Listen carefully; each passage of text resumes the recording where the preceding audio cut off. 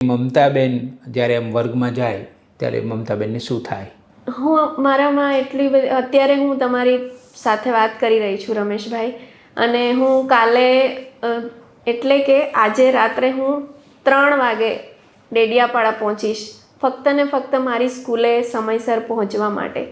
હું એવું વિચારું છું એટલે ઘણા વર્ષોથી કે મારામાં આટલું બધું આ જુનૂન કેમ છે સ્કૂલે પહોંચવા માટે. હું કેમ આટલી તત્પર હોઉં છું હજી પણ 27 વર્ષ થઈ ગયા છે. અને હવે હું કદાચ વધારે એવું લાગે છે.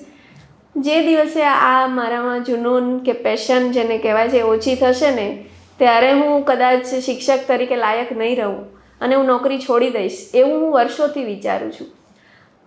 કેમ કે એ સ્વર્ગ તો મેં જોયું નથી, પણ કદાચ સ્વર્ગમાં તો મૃત્યુ પામેલા લોકો જાય છે, પણ આ તો એક કદાચ સ્વર્ગ કરતાં પણ વધારે સારી એક જીવતે જીવ જવાય છે.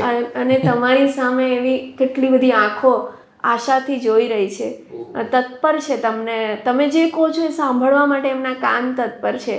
તમે જે કંઈક કહો છો એવું એમના જીવનમાં ઉતારવા માટે એ લોકો તૈયાર છે. એ તમારો પડ્યો બોલ ઝીલે છે. તમને આ ભાવે મેડમ, તમે શું કરશો મેડમ, આમ ને મેડમ તેમ ને.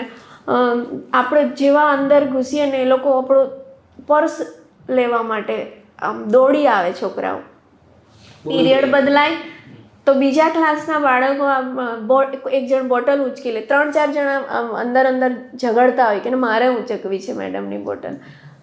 તો એવું લાગે છે કે એવું કંઈક છે કે જે મને જીવાડે છે.